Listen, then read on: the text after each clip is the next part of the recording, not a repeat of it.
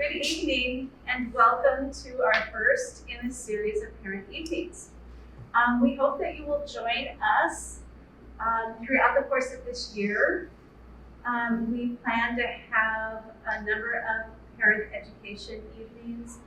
Some will be done by our lovely faculty, and one coming up next month will be done by Jack Petrash, who is a longtime Waldorf teacher who was actually trained here when we were back in our history. I'll let Roland tell you about the history of our school a little bit later.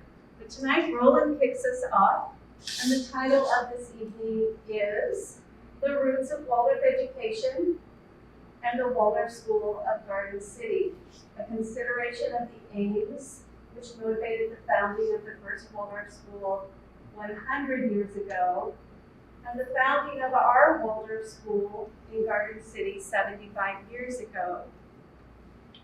Roland has been at our school for a long time, not all 75 years, but quite a while. He began working at our school in 1979 as a German teacher, and didn't take long for his skills to be recognized, and in short time, he became an integral part to our high school. In 1996, he stepped into the role of high school chair, leading the high school section of our school. Under his leadership, our high school has flourished. He's added noteworthy programs such as the Foreign Exchange Program, our International Student Program. He expanded our science and math offerings and added the position of guidance and college counselor. Roland is one of those rare gems who embodies what we hope to ignite in each student at our school. We hope that we inspire in our students the ability for clear thinking, balanced feelings, and the will to act. And I think this is the secret to Roland's success. Forever a student himself, he studies philosophy on the weekends. Roland remains curious about life, humanity, and relationships. He has room to hold many perspectives, and remains flexible. That's his clear thinking. Roland deeply cares, not only for the students, parents, and colleagues, but for the greater being of the school in really determining and helping understand its destiny. He is skilled at weighing what is in his mind with what's in his heart, and that's his balanced feeling life. Then, only when the timing is just right and he is perceptive in these ways, then he steps into action, and this is his strong will. You are in for a treat tonight. Please welcome Roland Wilson. Thank you.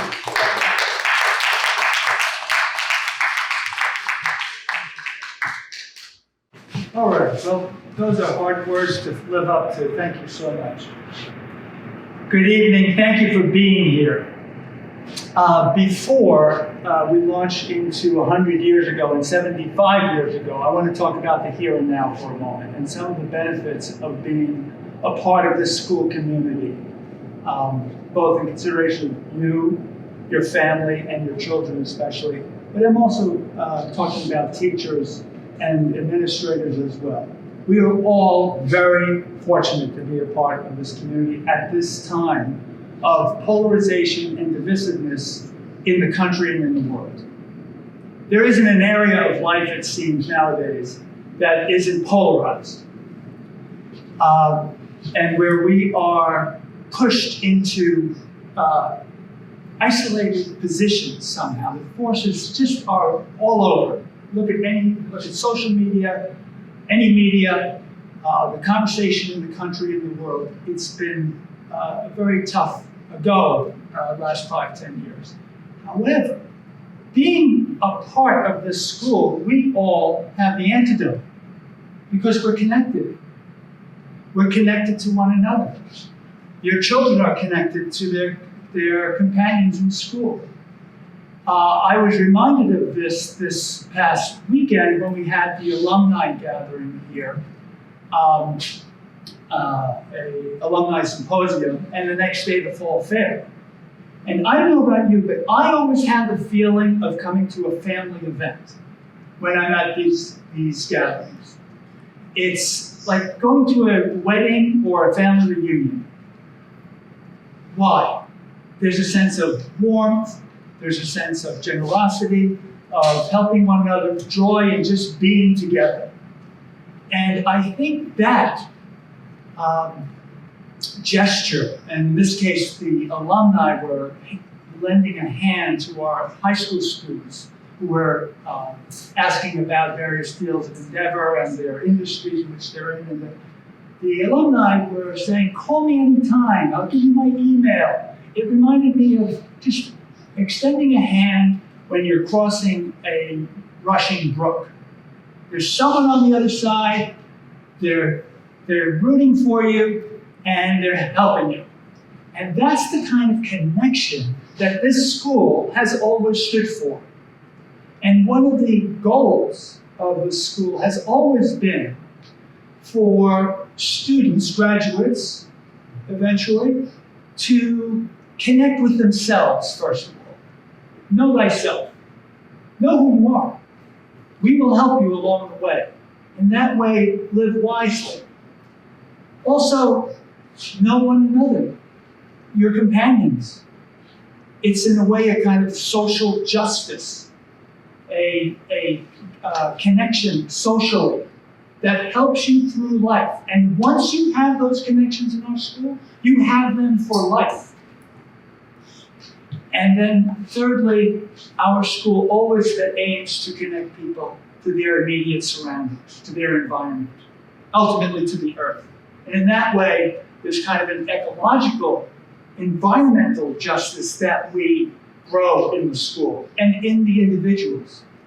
So before we even launch onto the topic, I wanted to just mention this connectedness that is so central to our school and our school's being, and will always be. So, yes, I want to invite you now to imagine being parents of young children, grades 1 through 8, and being at the first parent gathering and listening to the words of Rudolf Steiner in 1919. Okay, you just bought clothes for your children, you're excited about going to school, and these are the words you hear from Rudolf Steiner, who was asked to be the director of the first Waldorf school in Germany in 1919, in Stuttgart. This is how he addressed the parents on that occasion. Everyone feels that the question of upbringing and education is, in a profound sense, a question of the highest order. This is particularly true in times like ours, times of sudden change and transformation in society. We look back at the terrible times humanity has recently lived through. We look upon the rivers of blood that have flowed, and we see the great army of unhappy people, their bodies broken and their souls shattered, which necessarily resulted from the unnatural conditions of recent times. When we look upon this, the desire wells up in us to ask, how must we educate people so that this will be impossible in the future? Out of this privation and misery, an understanding must awaken for the role of education in restructuring human social relations. How do you feel, parents? Rivers of blood, unnatural conditions, souls shattered, bodies broken. Well, the parents were not surprised by this language at all. The year was 1919.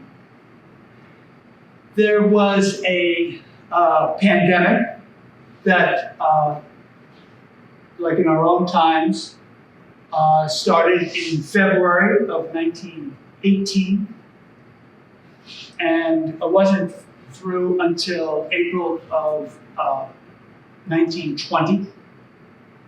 So it lasted a little over 2 years. 500 million deaths worldwide. That's about 100 times more deaths than we've seen from the current pandemic. So it was the influenza pandemic or the Spanish flu pandemic. World War I was just over. 1914 to 1918. A whole generation of young people, whatever side they fought on, gone. In Germany at that time, economic collapse, unemployment, homelessness, civil strife, political tensions. It was a catastrophe, a train wreck. So when Rudolf Steiner talks about a new human kind of education to forge new social relations, this was the context out of which he was speaking, and which the parents full well knew. So he, in his wisdom, and we all have this inclination, don't we? When things are not right now, where do we look to solve them? We look to the next generation. So he looked at the education this past generation had, and saw where it led to a total destruction of and collapse of human institutions.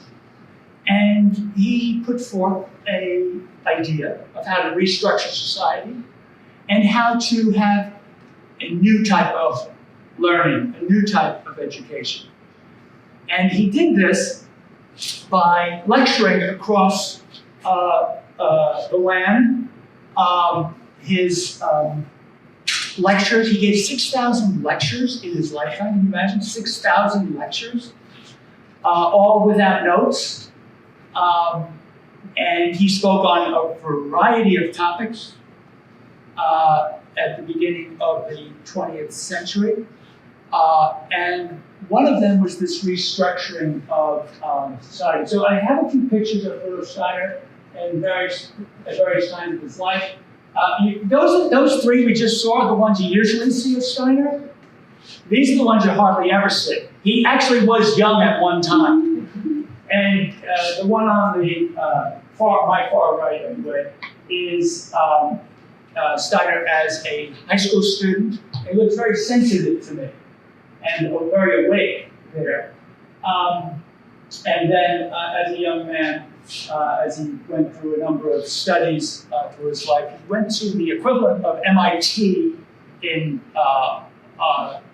Austria at that time, in Vienna, the technical university. So he was well-versed in science and the arts and math.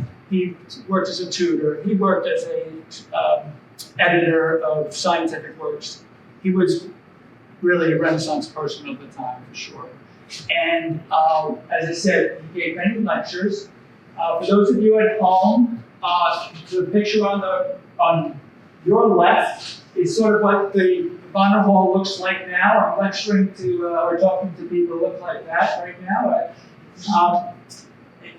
This was Steiner talking on the right over here to this group, and he talked to workers quite frequently, to the general public, and to specialists, doctors, farmers, and the like.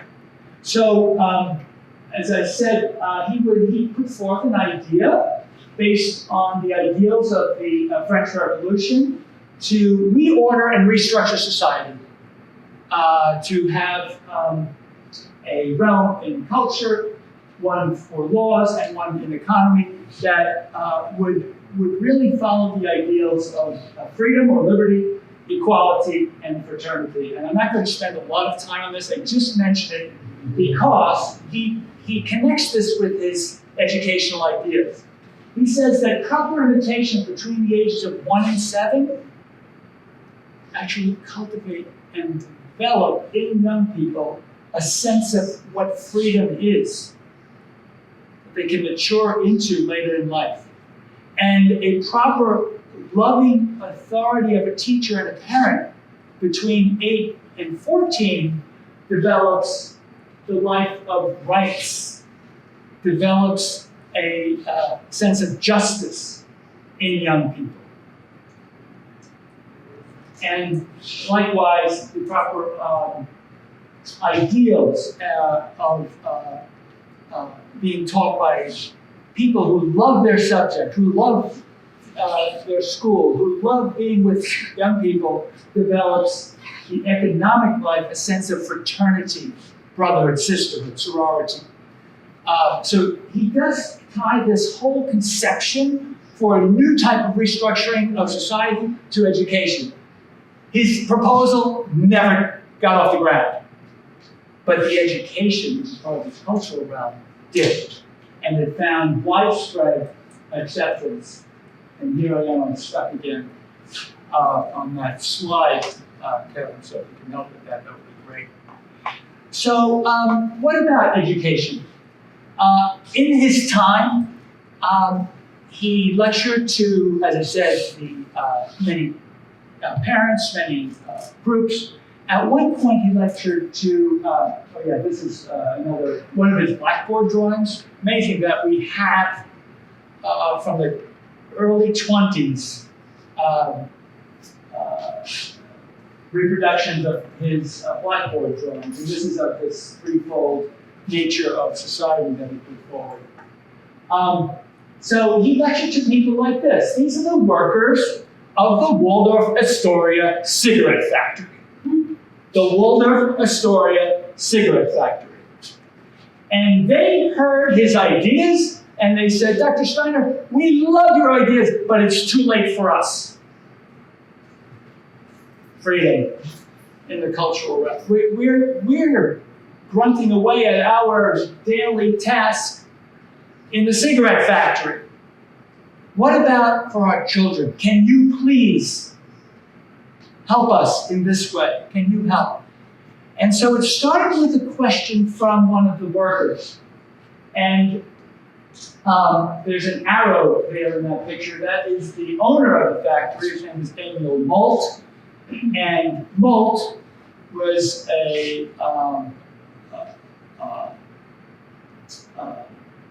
also loved Steiner's ideas, so much so that he decided to give all the profits of his company, of the cigarette factory, the Waldorf Astoria cigarette factory, to starting a school. So he acquired a building, he had it renovated, and he took care of all expenses, tuition, everything, paying the teachers. And he invited Dr. Steiner, Rudolf Steiner, to be the first director of the school. So basically, one last point about education in the time. It was a pretty dismal, dreary, deadening type of experience for most people in the schools. You get a sense of it from the play Alice in Wonderland, when she meets a crusty type of fellow, the crab and eel, a slimy figure, talk about their own education and the mock turtle. And basically, Alice says, so what was your education like? Well, instead of reading and writing, they studied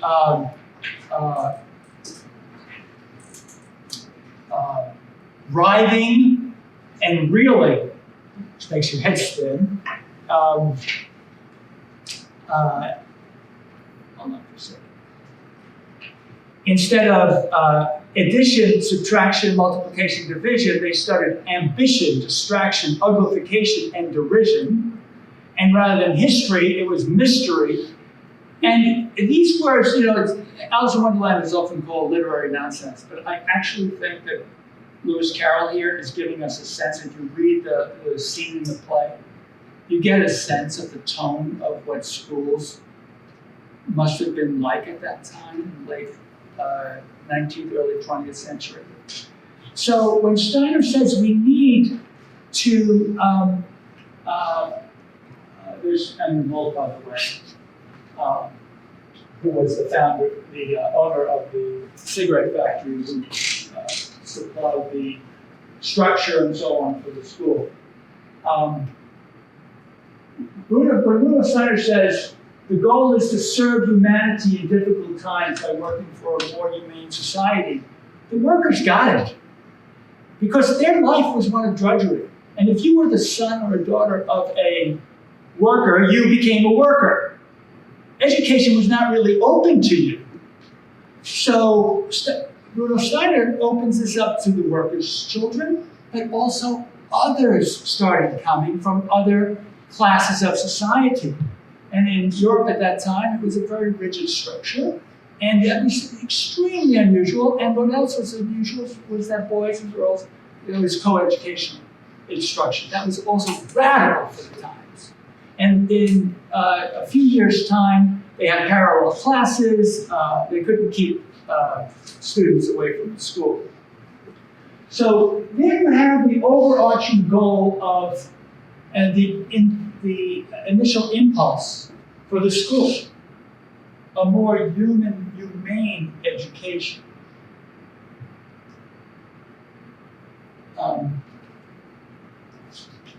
One that isn't hardened, abstract, materialistic, theoretical only. Which that's part of learning often, but not, that's all it was. And look where it led to in 1919. So basically, at the start of the opening of the school, Steiner puts forth some very clear aims, and he talks about this to the parents. That in that same speech I was just reading from before, he says, you have to teach to the whole being of the kids, of the children. Don't just teach to their heads. Involve them in their learning, because we want practical people. Teaching an atmosphere that's loving. And don't forget to educate their willpower. Especially the courage to use the willpower, to do what is right. That has to be schooled as well. So in his day, these words did not fall on deaf ears. They were very much heard by those parents, and this is what the kids went to school in. I wonder they couldn't keep them out. It looks like a little castle, doesn't it? It was a former restaurant. Emma Malt, the cigarette factory owner, bought it, renovated it, and that was the first Waldorf school on the planet that opened up. It's still open. It's still going. The only time it closed was during the period of the Nazi regime. The Nazis quickly closed it down because they said those people educate to make individuals think on their own, and that we just don't want that. So, and it themselves. So there we go. So again, on that very same day, last day of August of 1919, he was saying we have to teach people how to think properly, how to correctly feel, and how to properly use their will. And we'll go into what properly means when we get to Garden City in a moment. But he was really interested in helping humanity. The goal was very large. It's not to help the townspeople. It's not to create good citizens of that particular town or nation. It's humanity. And so we too stand in that stream here in the school. That we are really, our scope is as large as that, as large as humanity. So again, one more time there. So any questions on that so far? Just wondering if there's any question that anyone may have on that, just for a second, before we move on to Garden City.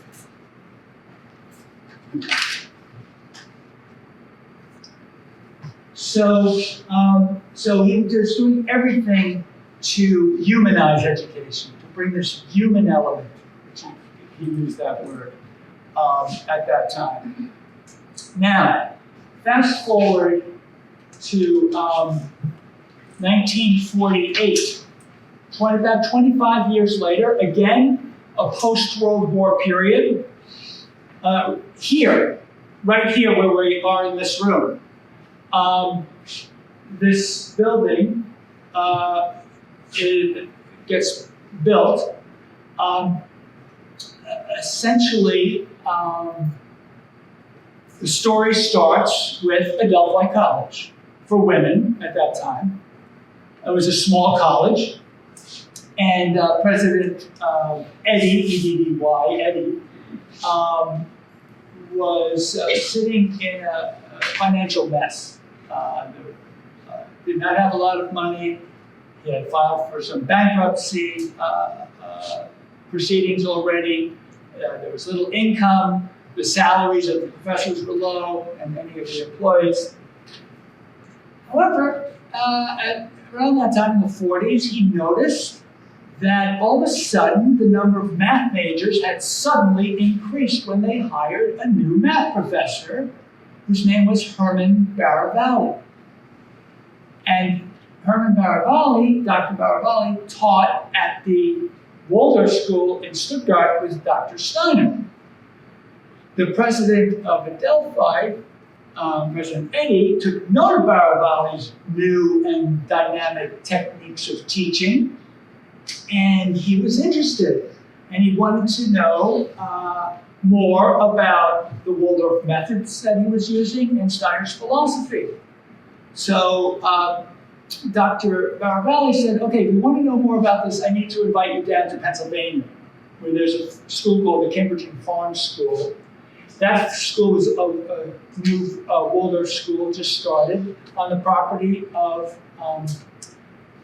the Marins. So Mr. and Mrs. Marin, Alaric Marin and Mabel Pugh Marin, who were very wealthy and had financed that school. And when Dr. Eddy went down there, Mr.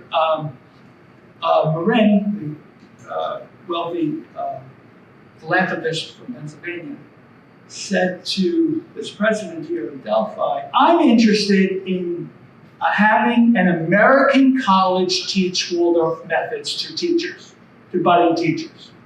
Would you be interested?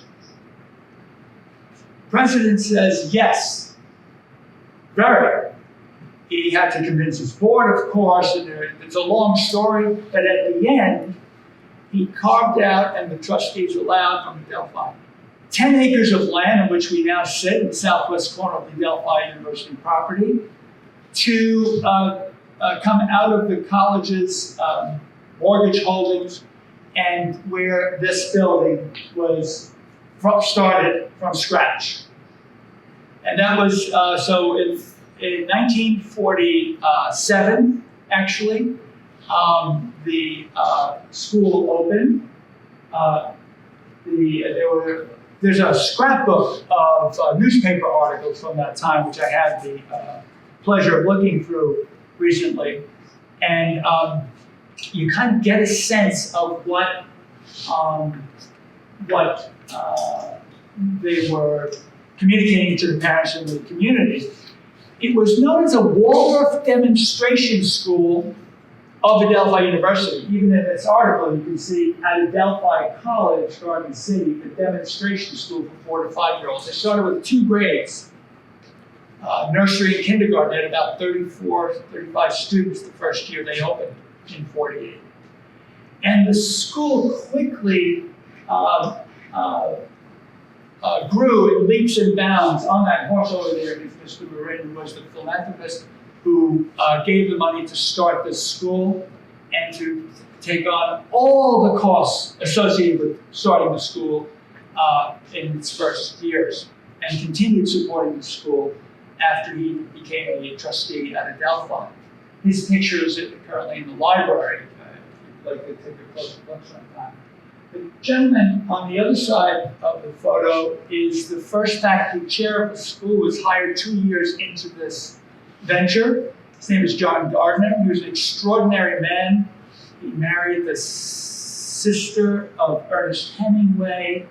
His college roommate at Princeton was Jimmy Stewart. He was born in Colorado. He grew up in lumber operations out west Washington. He was American through and through, had studied in Europe, had taught at the Rudolf Steiner School in Manhattan in the 30s, had been a naval medic. So he had a very rich background. He studied the Great Books course at the University of Chicago. He had a degree from Columbia. Very learned man.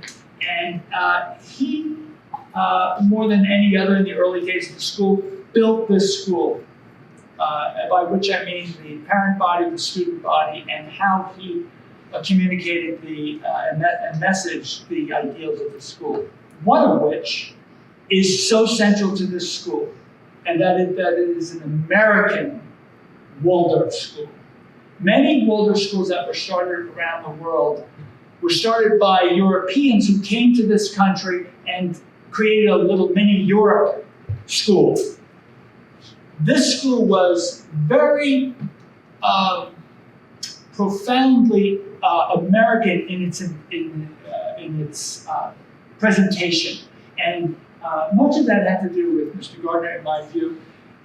He saw the principles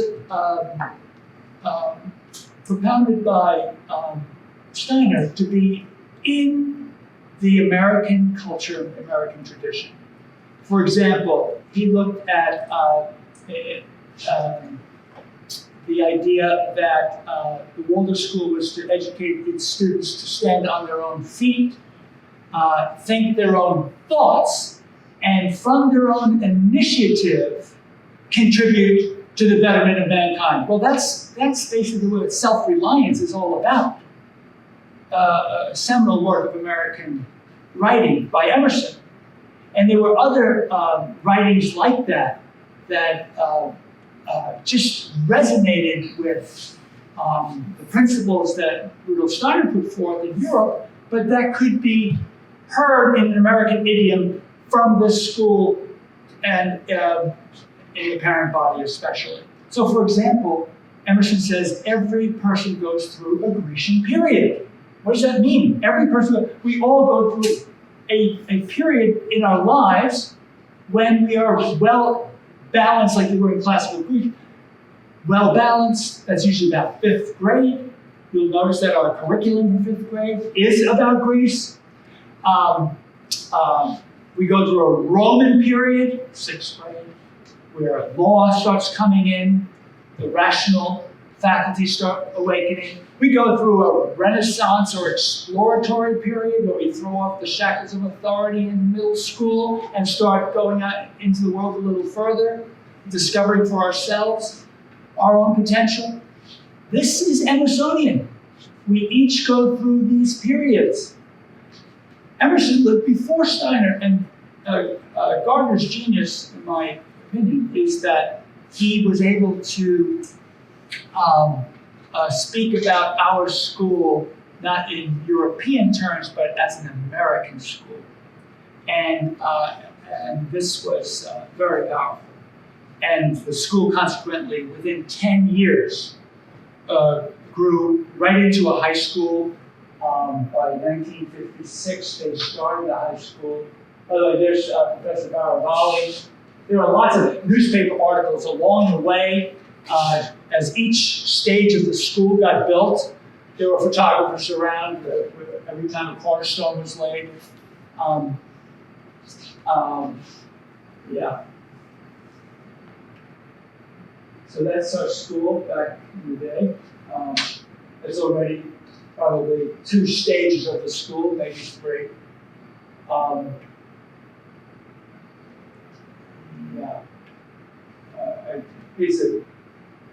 You have to be an archivist to love this stuff. So, and just tell you that there are a lot of cornerstone articles And each time a new section of the school was built, all the children gathered. This looks like President Eddy to me from Delphi, and Mr. Gardner, who was the leader or the director of the school for 25 years. First 25 years. This is by October 55. They were building, anyone recognize, oh, it says a gymnasium there. And they announced the opening of the high school in 56.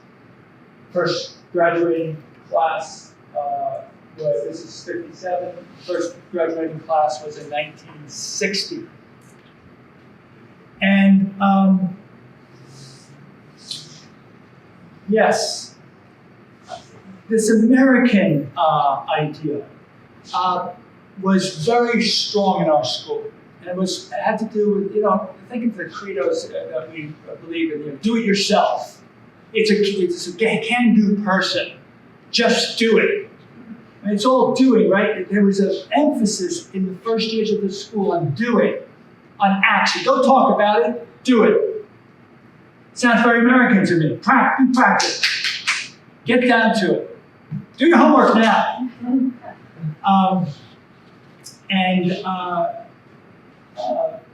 This was really a sound going out from the Waldorf school, and kids would be, the students would be involved in taking care of the grounds, as they still are to this day. So work became an important part of the curriculum, but not to save money on the lawn service, but because the actual muscular, robust activity helped their learning. It was the new way of going about knowing. And this is where we come to a crucial point about Waldorf school education in general.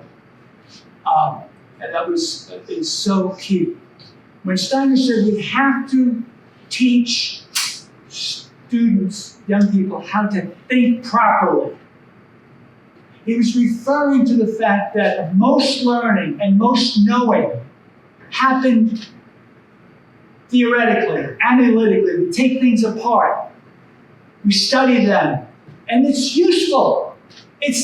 But it's leaving out another way of knowing, which is much more intuitive, participatory, where you are involved with your will and your emotion, your feelings are touched. When someone tells a good story, we are drawn into the imagination, and we're able to see ourselves acting out of that. And that can keep inspiring us, and know that's within us. When we are muscularly involved in an activity like this, our whole being is there. There's determination, there's pushing against obstacles and so on. The school became somewhat well known for this kind of learning, this holistic learning, this learning that could be called intuitive. That's where you are participating with your whole being in learning. And if we're doing our job right, that's still going on to this day. And this is the new kind of thinking that Steiner originally had in mind when he said we have to learn to think properly. That's one aspect of his teaching. So this school, as I said, there were lots of articles on the school waging war on crabgrass and dandelions and so on. In fact, when I first came to this school, you heard what year it was. About 40 years ago. I came to my first faculty meeting, I sat down at the desk, ready to work, and someone said, "Here," and gave me this.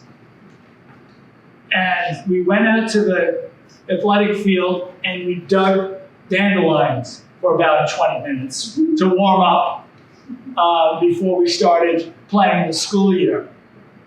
So this work program and working and taking care of the grounds. This was alive and well still when I came to the school some 40 years after the founding of it, 40-something years. And I'll just say, from working here on the grounds, taking care of the grounds, year in, year out, which we still do with the students, and from the similar type of work in Glenbrook, when we're up there and we are stacking wood, moving rocks, planting trees, making fences, weeding, pruning. I have learned to, or I have come, more than learn pruning and a whole bunch of gardening skills, but I've come to love the land. I take care of it. And if that's happening to me, I can't help but think it's happening to the children as well. And out of that love, if you learn to love things like this in your youth, then the courage to act later when you are an adult is much more possible, and I think would fulfill the goals of Rudolf Steiner and all of us, really, who wish to make a contribution to this world. So, there are a lot of statements on work. I think I have one here. After the right amount of the right kind of work, everything seems marvelous. I don't know if you've participated in work parties ever with other adults or not, but I find this to be true. The grass is green, the sky is blue, the food is delicious, and companionship springs up if people who have worked together. Companionship must be the prototype for all economic life in the future, as opposed to the self-seeking now prevalent. So this sense of giving of yourself for the care of the land, for the care of your surroundings, with others in companionship. This is what is engaging the will and the feeling that Kelly made reference to in her opening remarks, that Rudolf Steiner made reference to in his opening remarks to parents as well. And to this day, we are schooling not only the head, but the heart and the hand. Or you might say, but our approach often is not top down, but down up. So you start with the doing. You start with that, and then you learn to love something, and then out of your own self, you are able to generate new thoughts and ideas and take care of things out of heart-warm thinking, if I can put it that way. So, when someone asks you, how does Waldorf school differ from any other school? It's because it allows this kind of full experience in learning. And the full experience being our students love doing things. They love being a part of working together as well.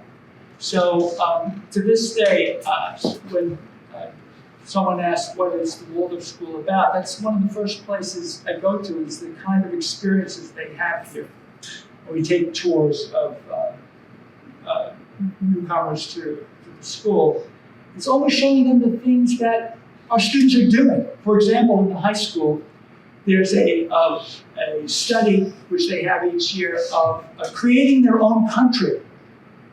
And they have to place their country on the map, on the globe, somewhere.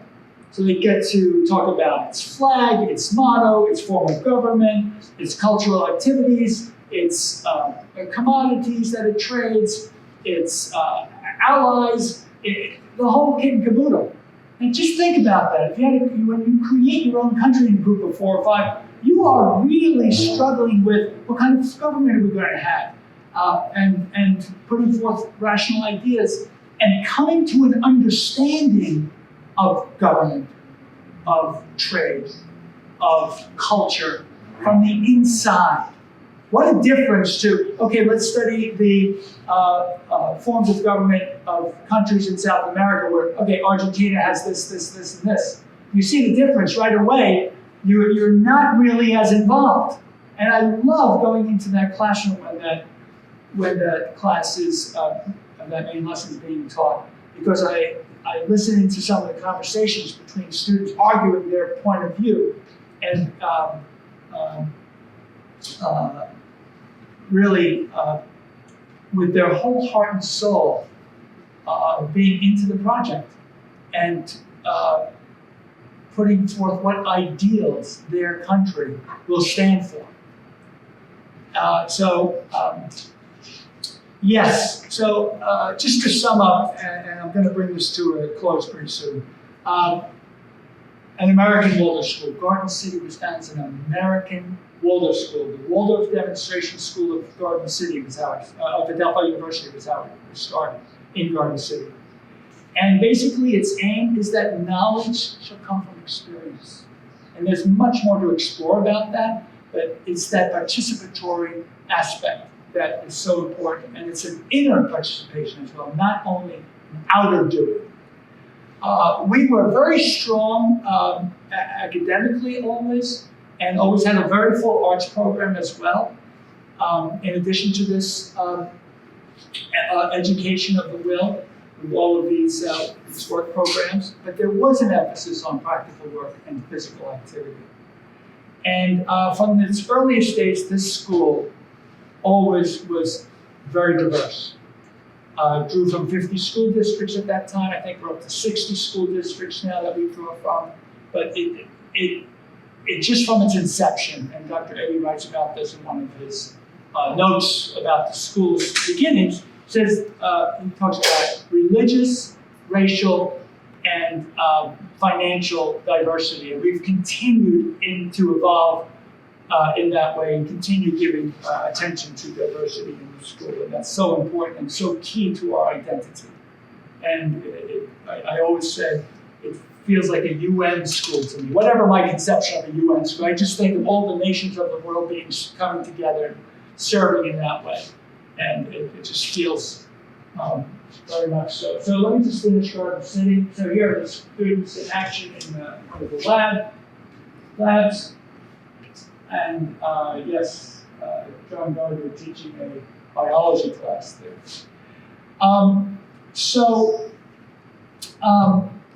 I did want to just end with these last thoughts. Our first faculty chair had an acquaintance with mainstream education. He came from the New York State Department of Education, and he was in charge of adult education. So here he comes as a student of Rudolf Steiner and his educational methods and approach. And on the other hand, also is very familiar with public school education and public education in America. And as a consequence, this school, our particular Waldorf school, always has had one foot in mainstream education and one foot in Waldorf education, at least. We don't, I find we straddle a bit. And this one, just small indication of this is the sign out front says college preparatory. This is mildly controversial in the Waldorf world. What? You're a Waldorf school and saying you're college prep? But we have wholeheartedly said, yes, we are. We're life preparatory, like all Waldorf schools. Our vision is for the future, for our students, their future lives, but also for the next step. So we offer a SAT prep study session if they want it in the high school or in math or English. This is not something that we've ever shied away from in our school. So we give standardized tests. A lot? No, but we want our students to be competent in knowing how to take those tests. There is a strategy, and we want them to be able to stay on their feet and do so. Secondly, our students are very particularly unique here in Garden City because they are not only growing up here on Long Island, but through 8 to 10 to 12 trips to New England, to our facility in New Hampshire, they breathe in the air and the rhythms of New England, where they learn maxims like leave a place better than you found it, where they really feel at home in the mountains and the hills, around animals, in a semi-rural, rural environment, hiking, knowing the solitude of the lake, on the property, or a sunset, watching a sunset, or a sunrise over Mount Monadnock. So it's unusual, I think, to have students, young people, be comfortable near the sea, in an island culture, our suburban mall, congested culture, but also the rural culture. And I find they can navigate both very easily. The last thing I think that is, in addition to the diversity of our school, which is a unique trait of our school, I think, another one is that we are strong on form. When visitors from other Waldorf schools come to us, they always say, wow, your young people are holding open doors for us and looking us in the eye, and we're strangers in your school. And there's this sense of respect, there's this sense of fulfilling your function appropriately in our school. And that includes the administration and the way we're organized. We have, unlike many Waldorf schools, which are much more communally run, we actually have had a director or a faculty chair since our inception. And everyone knows their role. And it works very, very efficiently and smoothly. And it allows teachers to then teach. So many Waldorf schools, you're a teacher for 8 hours a day, and then you go into about 4 or 5 hours of meeting a week, too, trying to run the school. You're on 3 or 4 committees. And it can burn out teachers very quickly. And we've never done that here. We've always allowed the teachers to be free. Yes, there is a place if you want to come to help have a voice in the school. Of course, there are various circles where that can be had, but the main responsibility for running the school is the administration. The strong form around the school, I think, is quite unique about our school. So that's it. I think I'll leave it there. Any questions, I'm happy to take. Thank you for your attention. And why don't we have some questions if there is something at all?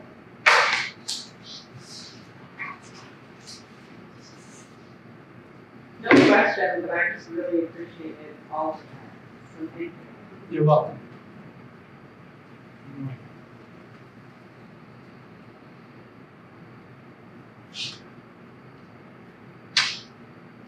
I think everyone, first of all, those of you who are here, you need to go home now.